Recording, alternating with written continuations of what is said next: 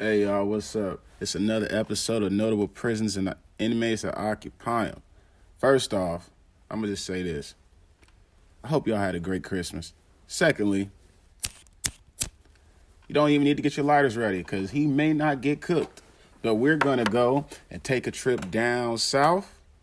And today's episode is about none other than El Chapo son, Ovidio Guzmán Lopez, who is a former drug lord and high-ranking member of the Sinaloa cartel, a criminal group based in the state of Sinaloa. He is the son of another drug lord, Chapo, once considered Mexico's most wanted drug lord and the world's most wanted criminal. Guzman Lopez was suspected of being a leader with the Sinaloa cartel faction, often referred to as Los Chapitos, Los Menores, and Los Juniors. He was captured January 5th, 2023, and remanded to a federal social redemption center number 1. And I actually did an episode on that one. So you guys might want to dig through the crates and go find that. Guzman Lopez was born March 29th, 1990, and is the son of Chapo with his second wife. He was raised in Mexico City and spent 4 years of his education at a school run by Legionaries of Christ. This biography states that Guzman's mother took him out of the school when the families of his classmates excluded him from a school trip. A U.S. grand jury indicted Guzman Lopez has been involved in his father's drug trafficking business since 2008, which would have made him 18 when he was a teenager. Keep watching. After I give you guys his history and everything, I'm going to give you my input on him. So stay tuned to the end.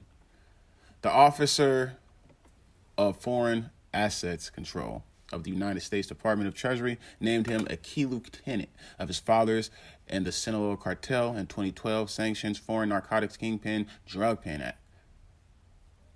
Act. It is widely reported that Guzman Lopez took on a prominent role of the Sinaloa cartel after his father's arrest in 2019. The Associated Press reported that he leads the cartel along with his brothers Ivan, Jesus, and Ismael El Mayo. In July 2017, the United States Attorney District of Columbia impaneled a grand jury that formally indicted both Ovidio Lopez and his brother Joaquin, who on charges in participating in a conspiracy to traffic that snow cane, that Walter White, and that good old... Hold on, let me get my lighter. It went out. Y'all should know what that is. That good greenery. Since '08. The seal indictment was filed on April 2nd, 2018. On the 12th of December 2018, the indictment was unsealed for the limited purpose of disclosure in extradition proceeding pursuant to the Jinx Act. Judge Rudolph Contreras ordered the full unsealing of the indictment on February 13th, 2019. So, back in 2019, on October 17th, members of the National Guard briefly arrested him in Culiacan. If y'all remember, it set off a crazy gun battle. Do y'all remember the dudes driving around in the trucks with the turrets? There was one dude laid down on his belly with a sniper in the middle of the road. There was fires and bombs and this, that, and that, and this. Yo, his partner really slid for him. Like, they was really out there stepping for him. Like, that's crazy. I've never witnessed nothing like that or heard of nothing like that. I'm sure it happens all the time, but I was highly impressed. I was like, damn, this is next level. Yeah, this is next level. So hours later into the ordeal, Ovidio Guzman was freed from the police. They let him go. They weren't ready to match his energy.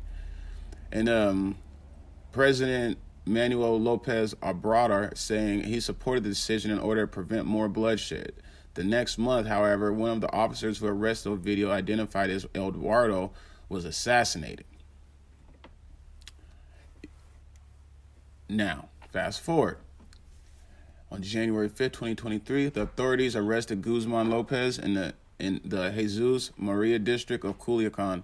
According to eyewitnesses' accounts, Guzman Lopez had a family party the evening before he was arrested. The military executed a pre-dawn raid on Guzman Lopez residents that used a helicopter and convoy of ground vehicles and apprehended him within 10 hours of entry. Reports of his arrest were later confirmed by Defense Secretary Luis Sandoval, who stated that personnel from the Army, National Guard, and the National Defense and the Navy had captured him and also managed to successfully transfer him to Mexico City, where he was then taken to the offices of the Attorney General, Organized Crime Special Prosecutor. Man, free him. Anyways, the Air Force then flew Guzman Lopez by helicopter to the Federal Social Readaptation Center Number 1, Altiplano, and maximum security federal prison in Juarez, Mexico. Later that afternoon, an additional 17 suspected cartel members were also taken into custody in the initial operation. In a press conference, Foreign Secretary Marcelo Ebrard confirmed that there was an extradition request for Guzman Lopez to face trial in the United States, but Ebrard noted that he was also facing criminal charges in Mexico. The day after his arrest, a federal judge placed Guzman under a 60-day preventive detention to allow U.S. authorities to formally petition his extradition. That sounds like that could be a rap or something. Following the arrest, the U.S. consulate in Hermosillo shared that it had received reports of gunfire, roadblocks, and fires throughout the cities of Culiacan, Los Mochis, and Guasave. The consulate reiterated the United States Department of State's highest level of travel advisory, cautioning against travel to Sinaloa. Sinaloa Governor Ruben Rocamoya called for the public to shelter in place. Unrest led to the closure of the Culiacan International Airport, as 2 planes at the airport, an airliner operated by Aeromexico, and a military aircraft took gunfire. Shootouts were also reported on the runway. Aeromexico diverted planes away from the international airports in Los Mochis and Mazatlan as well. Attacks on 2 trucks on Highway 15 in neighboring Sonora prompted Aeromexico to also cancel flights from Ciudad Obregón International Airport. Regular service at all the affected airports was restoring during the morning of January 6th. Looting was reported in parts of Culiacan, and numerous businesses announced temporary closures across the state. Journalists in the area reported multiple carjackings and demanded for car keys. 10 soldiers, 19 gang members, and 1 police officer were killed during the unrest. Among the victims were an infantry colonel and his 4 escorts, who were ambushed and killed by cartel members. A report issued by the Secretary of National Defense put the forces used in operation at 3,586 soldiers. When they're sending that type of manpower after you, you a heavy figure. Like, you really got some steppers. You're the guy in the movie that if he winks at you, he's gonna get you. Matter of fact, I got a story I'm gonna tell that someone that I know, his family is from down there, and that's all I'll say about that. But I'm gonna tell this story after this. So yeah, it's kind of crazy. Actually, it kind of goes with what I just said. So the secretary has also claimed that in the course of the operation, your 50 caliber Barrett rifle, 650 caliber machine guns, 26 long arms, 2 handguns, magazine cartridges, various tactical equipment, and 13 operation vehicles were seized. Following Guzman Lopez's capture, the U.S. Office of Foreign Assets Control applied sanctions pursuant to Executive Order 14059 against individuals and corporations of Sinaloa's cartel network supplying drug prosecutors for illicit manufacture of meth and fentanyl in so-called super laboratories. These are defined by OFAC as large-scale drug labs that produce 10 or more pounds of an illicit drug per production cycle. The targets included Luis Gerardo Flores Madrid, said to be the subordinate of Guzman Lopez. A parallel press announcement by the U.S. Secretary of State Anthony Blinken described the sanctions as part of a whole government effort to disrupt and dismantle the transnational criminal organization that facilitate the illicit supply of fentanyl and other narcotics. On the same day as these announcements, the docket of the U.S. criminal case against Guzman Lopez was updated, with the trial attorney of the Narcotic and Dangerous Drugs section of the Department of Justice substituting as a government counsel of record. And on February 28, 2023, CBS News France Press and Reuters quoted unnamed sources in the Mexican government as stating that the United States has formally requested Guzmán Lopez's extradition.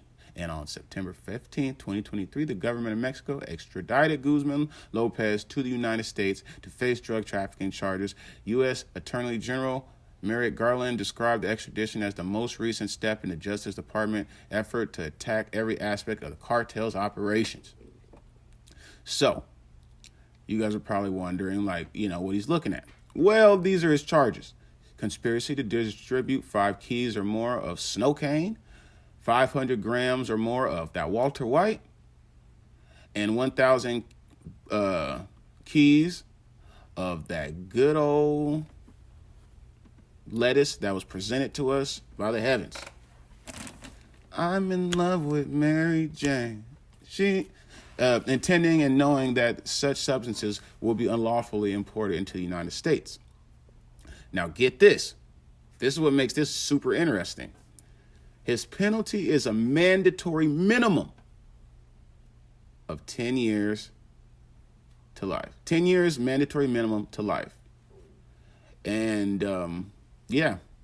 So me personally, I'm sure he could probably work out a deal. He could probably get a deal and do anywhere probably from 10 to maybe 15, 18 years. It sounds crazy.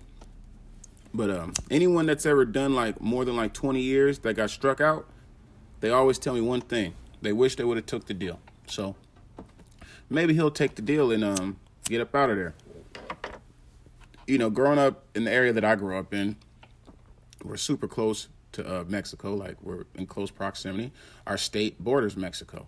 Now, there's several states that I could be talking about. How you like that answer? But anyways, we border Mexico. So I personally, I've been to Mexico tons of times. I've never felt threatened. I've never felt like something was going to happen to me, that someone was going to jump out the bushes on me, or nothing like that. In fact, one time I was down there in Mexico, this homeless dude comes, and he's drunk, and he's yelling racial slurs at me. Now, me in my head, I'm thinking, man, I'm about to go dog walk him. I'm about to beat the brakes off him. I'm about to slam him and do this and that.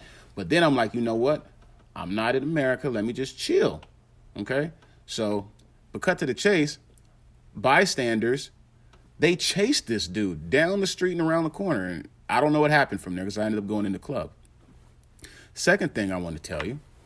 So earlier I had mentioned a story that someone that I know, they was deep down in Mexico and they was eating at this, I don't know, like a restaurant or something. And I guess there was like a meeting being held, right, with 2 very powerful people. And so I believe he said that there was the waiter that went over to him and he did something super small. Like, he didn't greet the man, or he stepped on his shoe, or he spilled something on him and like didn't apologize. He just did it and just walked away and didn't apologize.